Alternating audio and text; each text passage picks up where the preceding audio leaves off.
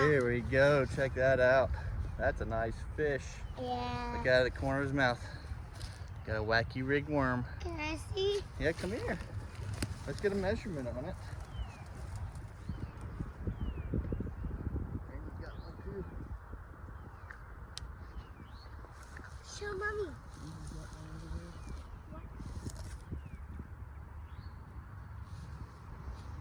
20 inches. It's 20 inches long.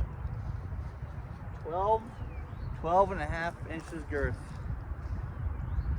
I hooked it, and Ellie, here, come here, Ellie, get in the picture here. And Ellie reeled it in. You gonna hold it? Huh? You gonna hold it? Why not? You want me to casually join? Yeah. Ainsley just got one. Off my lucky fishing spot where he also got that one. All right, let's let it go. Beautiful on the Wacky rig worm. This is a nice fish. How pretty. Not bad. Not bad at all.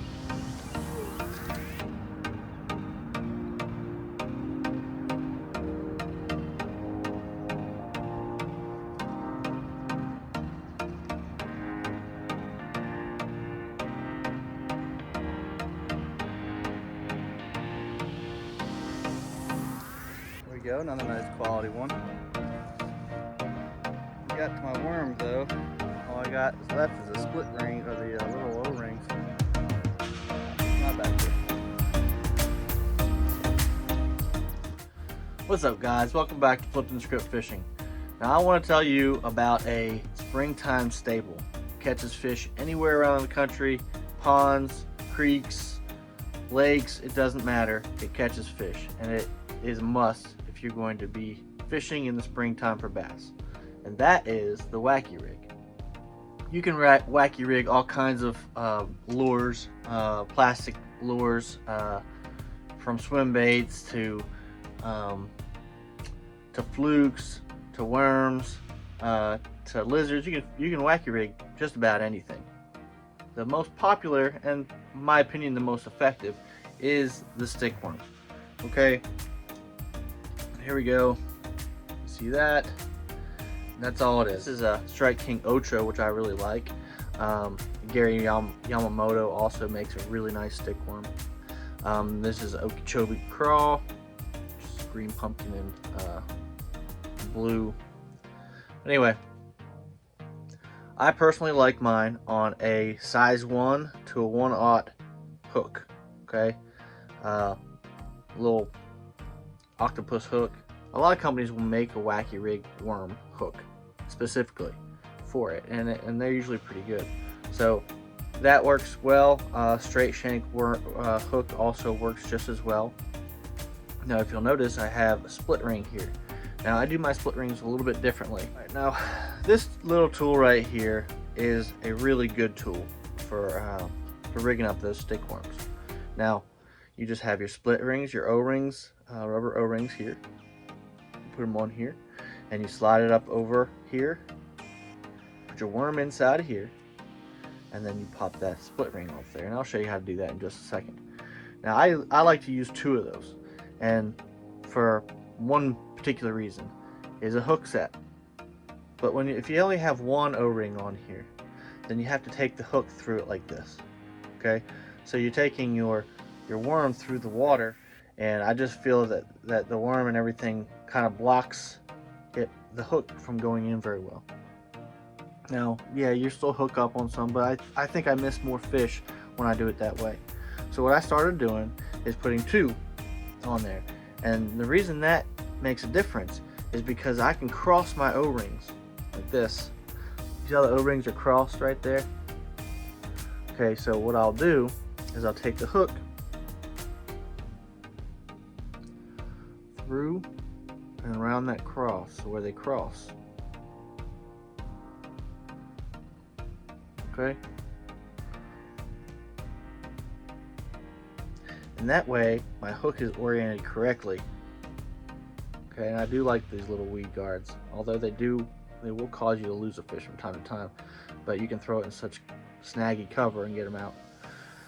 So it orients the hook the right way with the worm. So when I'm pulling it, that worm's doing this number through the water, and then it will sink correctly. Okay, and so that's the reason I do that. I also feel it keeps it on your worm a lot better. The other one tends to throw off. Now, if you take your hook straight through the worm and you throw it out there, you're gonna lose a lot of worms. Eventually, that worm just, a hole gets torn in that worm, and you're gonna sling that worm off, and you're gonna lose a lot of worms that way. So these little O-rings will save you a lot of money, because I'll be able to catch 5 and 6 fish or more on this one worm, and instead of having to put a worm on every time I catch a fish. Not only that, but I mean, I may not catch a fish and it will sling off there. So that definitely makes a difference. All right, now, even though I believe that green pumpkin or baby bass are the best colors for ochos or for Senkos, there's a time and place for other colors. White is one of them. This is Glacier. It's the ocho color. It can be a really good one. However, I do think this will show up much better on here. So I'm gonna do that. All right, so this little tool is really great. All right, so what you want to do, bend this in half, and you see where the halfway point is. Okay, right there. We'll slide that in right there. Okay, so once I got that slit on there, I'm gonna slide this all the way up. All right, pop it off on there, just like that. All right, now what I want to try to do is kind of make this cockeyed if I can. That, and then I'm going to take another one.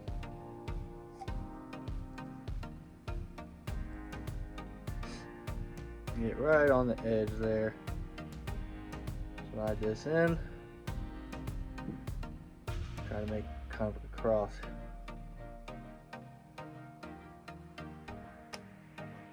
See? You see how they crisscross like that.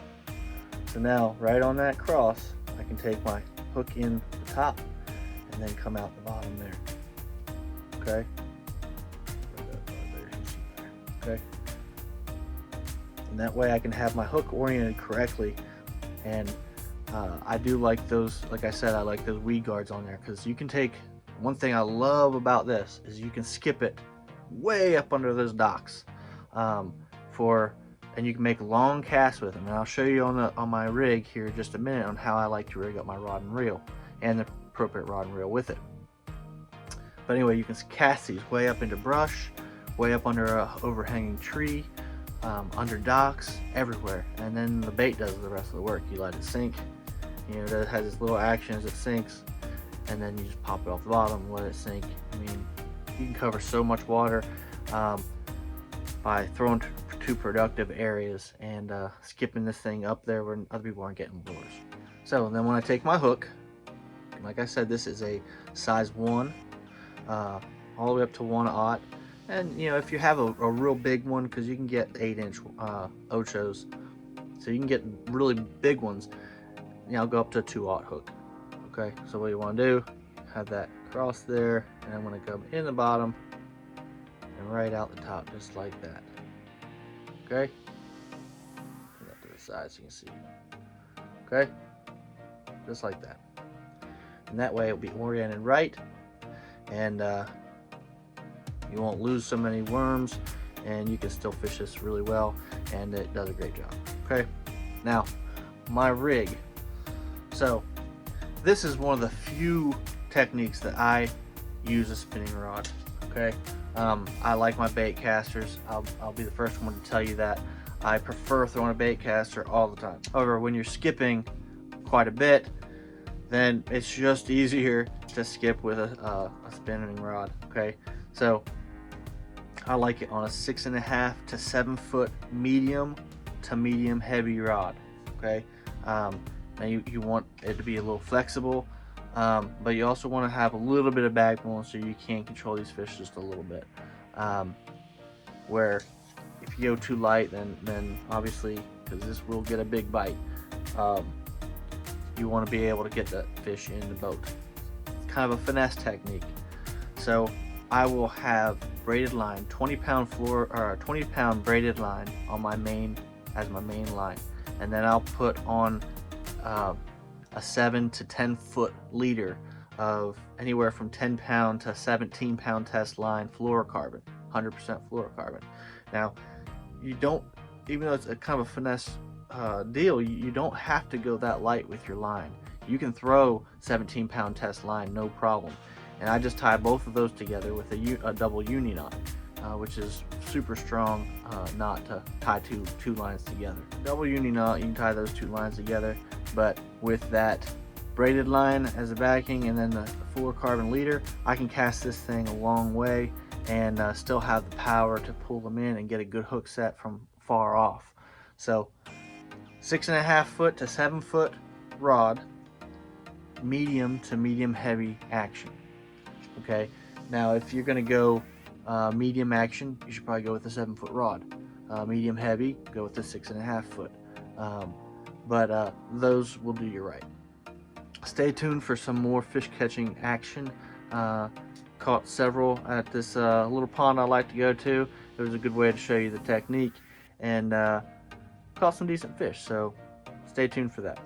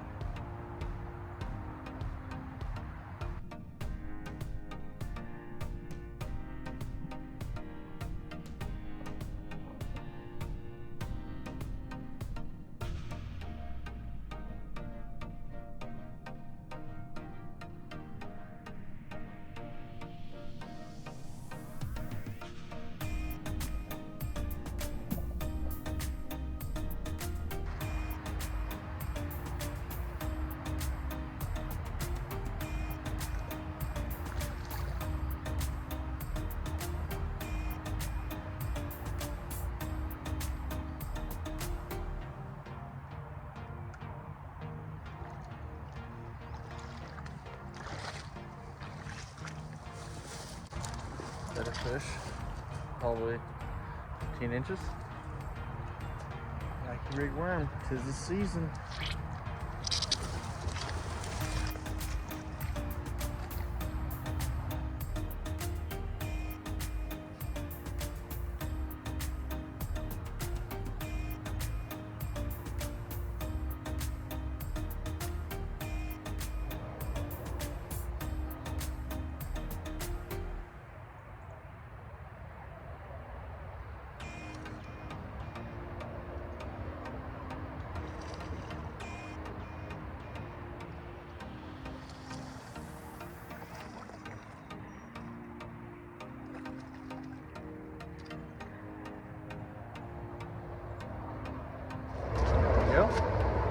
Pretty good fish. And that wacky rig again.